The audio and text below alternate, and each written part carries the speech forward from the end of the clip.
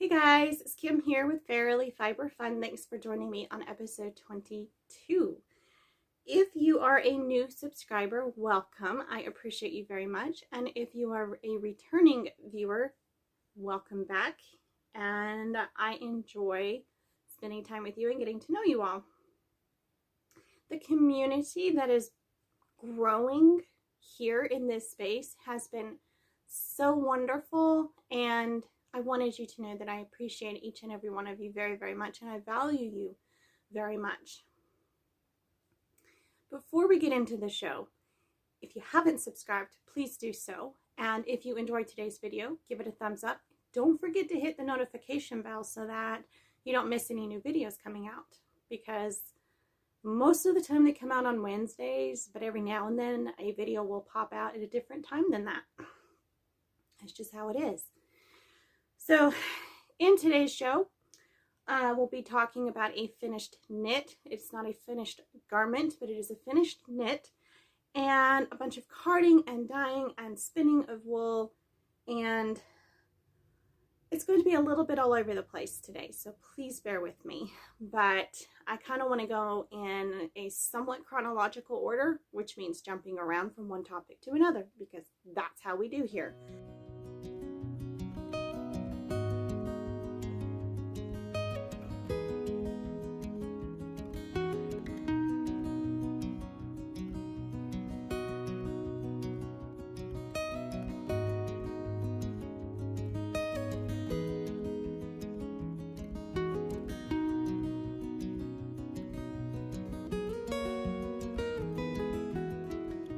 Okay, I have been a very, very busy beaver. Do you remember the shift by Andrea Mowry that I was working on the last 2 months, I think? Well, I finished the knitting. So here's the yarns. This top blue one, it doesn't have a name. It is, the dye I used is royal blue. And then the bottom one is Sadies colors. And I thought I had the pattern all figured out, and I knew when the halfway point was, so I could reverse the colors. I was wrong. I was almost done. So anyway, started at that end and worked my way through, and I thought when I started decreasing that I still had half to go. I was almost done. And I was about here last time we talked. I just had a couple inches left to go, and it's all done.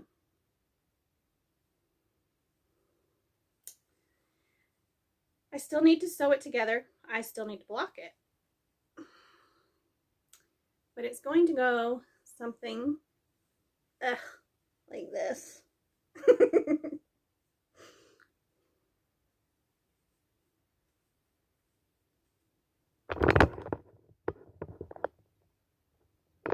Something like that.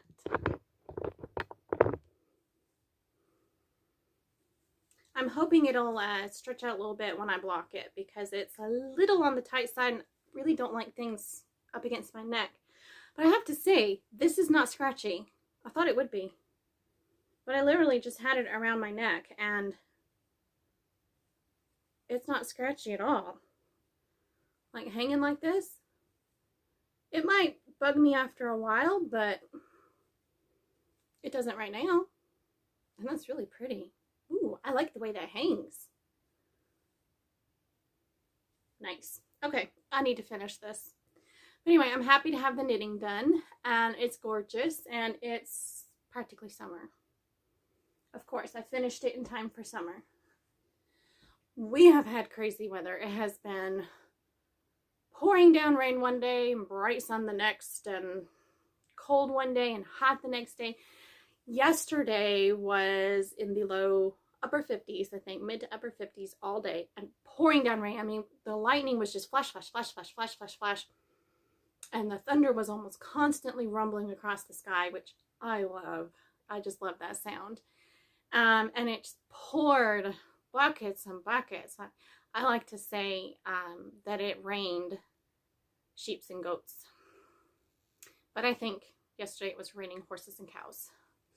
Maybe some hippos in there. Anyway, I was cold all day yesterday, and then today is supposed to be in the 80s. It's like, really? Can you make up your mind whether what you're gonna do?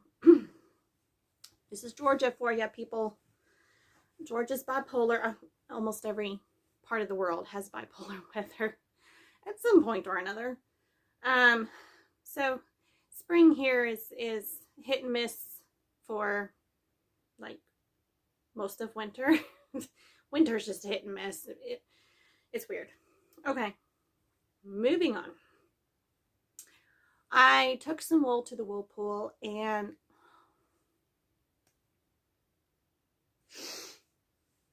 let's try that again.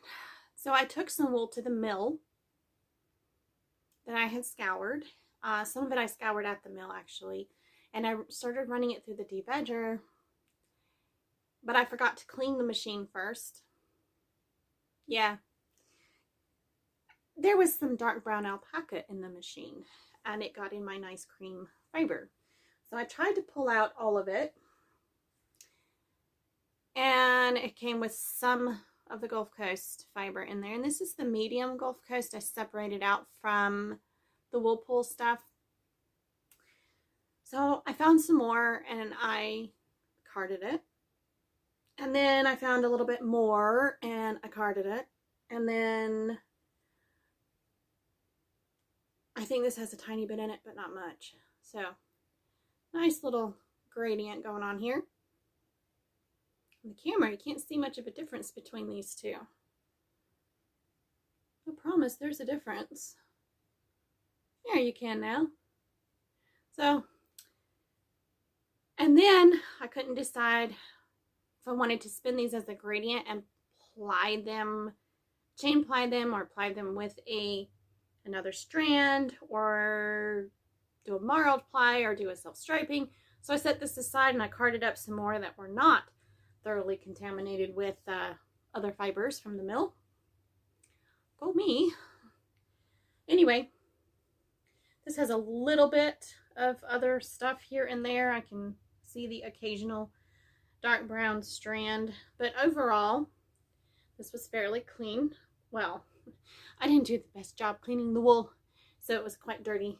I had to scour it again. But anyway, beautiful, beautiful. This has been washed. One of these has, one of these hasn't. Yes, this one has been washed. I have another skein sitting on my lap. And it's about I think it averages at about a sport weight. So I'm pretty happy with that. I got a huge amount of yardage, but I just carded up a whole bunch of bats and then spun them all and plied them all, and I was happy. So there's that one. That was a fun little spin. Then I realized that I was almost to 500 subscribers on YouTube, and I remembered I had something I wanted to do when I reached 500, which has now been delayed, but is in the works. So working like mad to do a bunch of filming, and I'm still debating how much I want to say about that. I think I'll just tell you.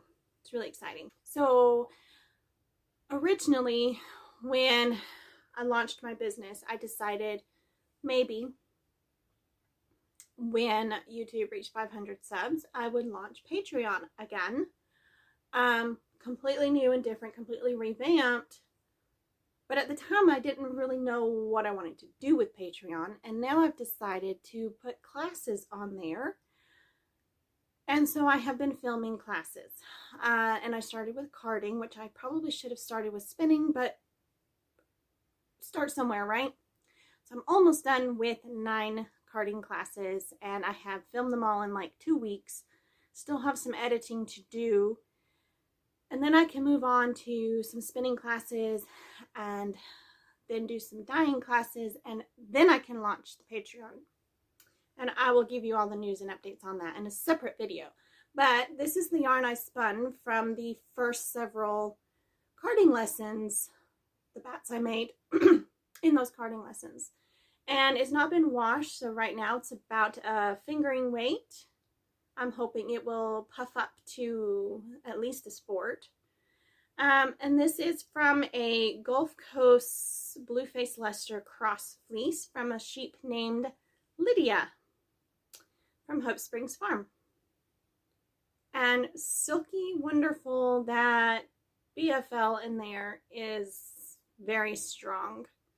I want to say Lydia was a 50-50 cross, but the BFL is dominant in her fleece, and it's just gorgeous. Gorgeous, gorgeous. It came off the wheel, twisted about like that.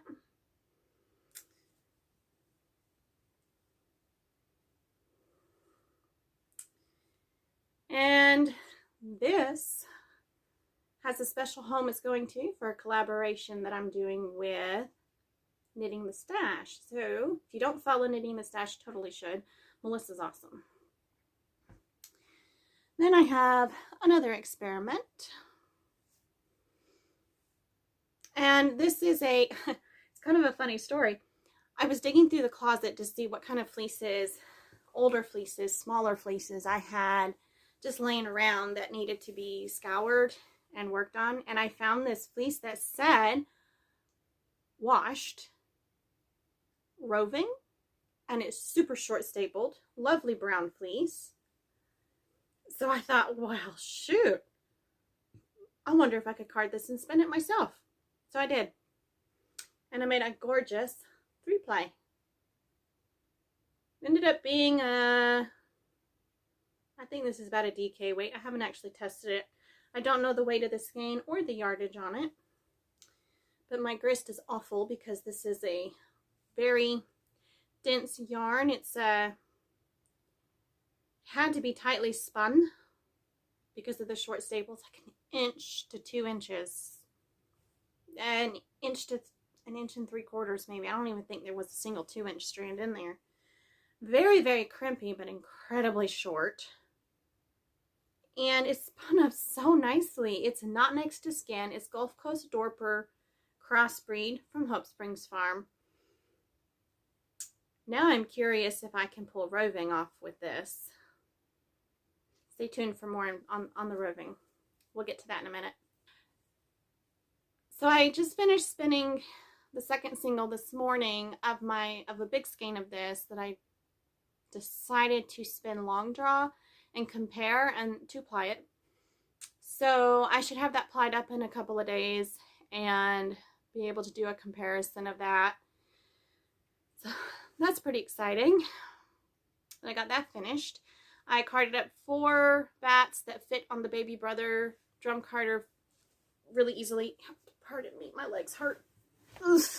I've been taking walks with the kids every single day lately, and my legs hurt. I'm not used to it. Long walks, not short ones, long ones. But yeah, so that's been a lot of spinning. I think that's all the spinning. There was more.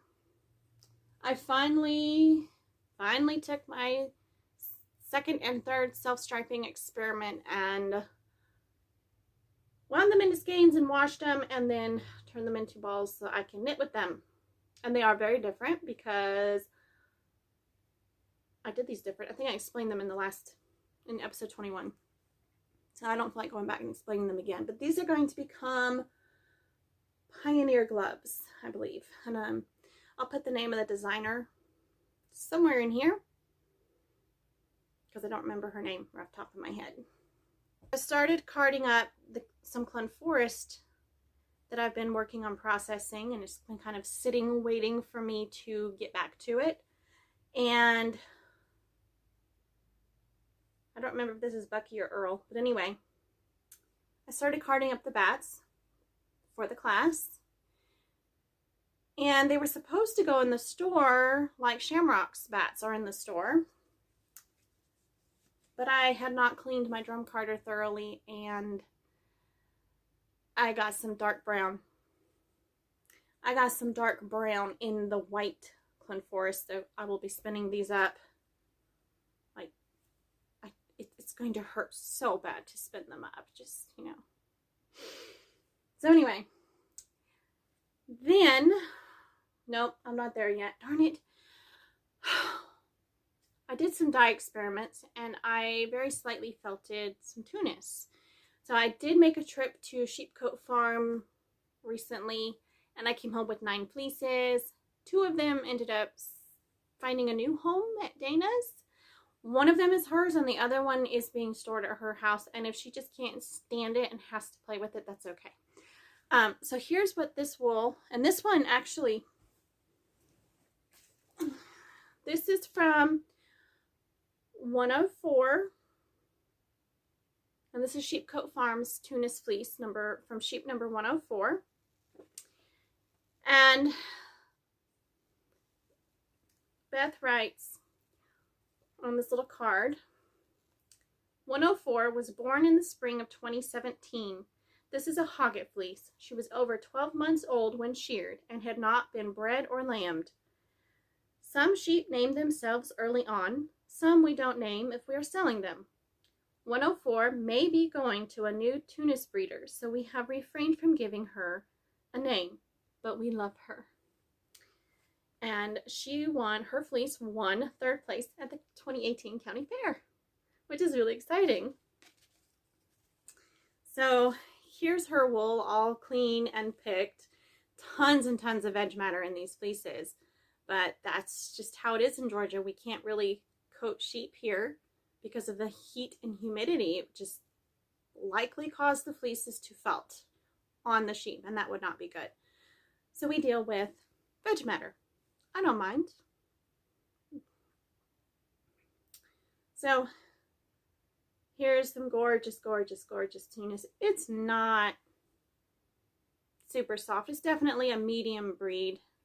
It does like to resist felting, and that's a good thing because when I dyed this up,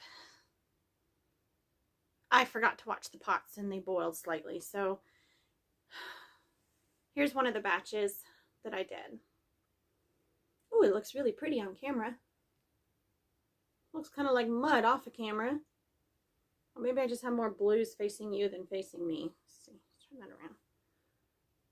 Aha, that's why. And the blue was all facing you. Okay, so I poured 3 different colors in the dye pot, pre-mixed dyes, and stirred it around a little bit, and then I let it cook until it absorbed. And that was fine. What was not fine is that I let the pot boil, and that was bad. So I'm having to, it's only slightly felted, not bad. Not that bad at all. It's just a little bit annoying. So what I've been doing is separating out the colors into general color categories, and then I had 2 pots going at the same time. One I sprinkled the dye in, and one I poured the dye in. And I'm gonna have to redo it because, well, I need to get better at dyeing without felting. So anyway, yesterday I sat down at my drum carder and I used the baby brother and carded up individual colors, which these are like the second half, the smaller half of the 2 sets. I just had too much fiber to put through the carder at one time. And then I pulled roving off of it because I got a brand new drum carder and it makes the most awesome roving. So here's the colors. That is the blue, purple, and green. I put together the prettiest, darkest green. And so I had all these colors in it.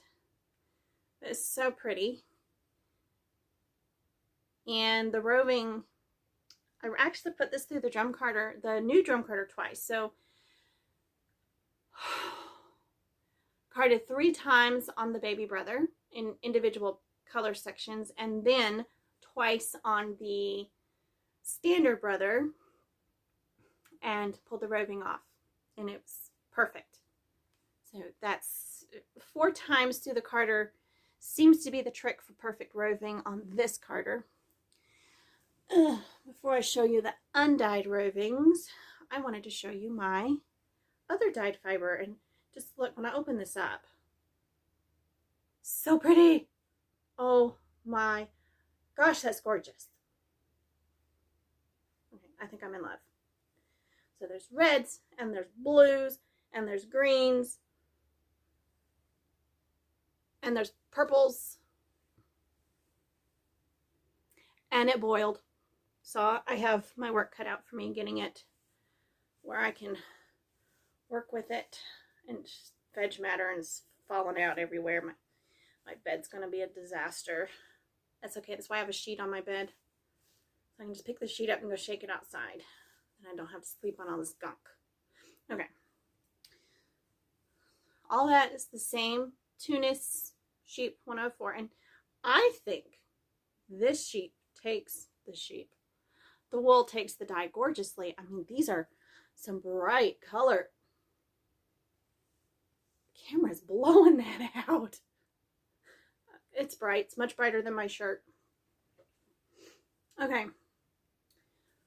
I have one more thing to show you. The new drum carder. I really had so much fun with it. Some more of the wool pull stuff that I've been working with, the Gulf Coast and crosses. The fine stuff I've been breaking tips off and then scouring. And I have little locks that have been scoured. Some of them are super short. Some of them are a little bit longer. But they're really, really, really soft. And I thought, when I first got the standard Brother drum carder, which I ordered the extra coarse carding cloth for, so it's 54 tines per inch. When it arrived, I thought, I want to try carding, but I don't want to use a fiber that's already scheduled to become something. So I thought, well, I wonder how this very soft Gulf Coast weirdness, because I took the tips off and it's just, it looks a little odd. It's crimpy, it's bouncy, it's really quite wonderful. So I picked it and ran it through the carder 3 times. And then I thought, I wonder if I can make roving off this drum carder. So I put it back through one more time and effortlessly pulled off some roving. Like effortlessly. So then I thought, I wonder if I could pack more on there and still make roving. Yes. Effortlessly. And then I had to play with the Tunis that was dyed up and say, can I do a gradient roving? Yes, effortlessly. I love my new drum carder. I'm trying to become a dealer. Oh, my nose has got wool on it. I'm trying to become a dealer for Brother. We'll see if they're as excited about that as I am. This still has veg matter in it, but let's see. It is as beautiful as the roving that comes from Spirit Fiber Works Mill where I work. And I made this on my drum carder. It's amazing. I can't wait to spin it. I'm kind of in the middle of 20 million other projects. I had to count the 20 million. Oh, it's so soft. So I'm debating if I'm going to keep processing like this and put bumps of hand-pulled roving in my shop. Because that's a lot of fun. It would give me an excuse to make roving on my own drum carder, which is a lot of fun. Okay, if you haven't, yes, I told you all about it in episode 21, the whole drum carder annoyance. I never got along well with the Howard brush drum carder. So the fact that I love the Brother one, the correct carder makes a world of difference. If you hate your drum carder, it might not be you. If you hate carding wool, it might not be you. It might be your carder or your tines per inch or something like that. If you're terrible at dizzing, it might be that or could be you. I mean, I still can't diz off the blending board, but I can now diz off my drum carder. So maybe now that I know how to do it properly, I can diz off my blending board. That'll be new experiments coming up, I guess. I was really surprised with how easy this was, and there's a few thin spots, but most of it is fairly consistent throughout. I'm going to experiment with thinner strips and other ways to use color, and there's so much to experiment with. And yeah, there's a lot going on. A lot of classes being filmed and edited, and Patreon being tweaked to best suit, to best reflect what my passion is and to give you the best reward, the best offers, the best experience. That's the goal. So I'm working hard on that, and homeschooling 2 kids and making summer plans and filing taxes. I already did my taxes this year. Can you believe that? I just jumped on it, got it done, and it was over with. It was super easy this year. Car repairs, because there's some that I need to do. There's a lot going on. And I'm still recording the weekly YouTube uploads and enjoying those and interacting with you guys on a regular basis, and yeah, hanging out with friends, doing farm stuff. And it's spring and the garden needs work, and please don't get all worn out just listening to me talk about all the stuff going on, because I started taking my supplements and I suddenly have a ton of energy. It's amazing what some vitamin D will do for you. So yes, I spend all winter sick and low on energy, and then, oh yeah, I need to take supplements. The doctor said my daughter needs vitamin D, and so I was, I bet I do too, since I already know I have an issue with that. So since she has to take stuff every day, supplements, then I can remember to take mine. So weird. I can't remember to take my own medicines, but I can remember if I'm giving somebody else theirs every day. I don't know, I'm weird. So what have you been doing? What's keeping you busy? What are you enjoying? And what do you want to see next? Do you want to see dizzing? Or are you excited about the classes coming up?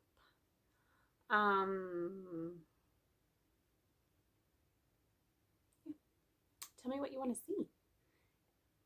And yeah, I've enjoyed hanging out with you. I hope you've enjoyed it too. It's been a little wild, a little crazy. But, you know, I've got energy just bouncing off of me in every single direction. So my brain's going to be bouncing around every direction. Sometimes I feel like I'm a bobblehead. Just go,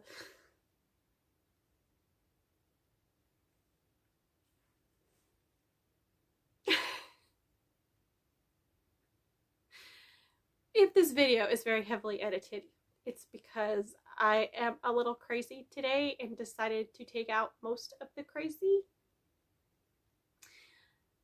Yeah. Have fun. Have a great day.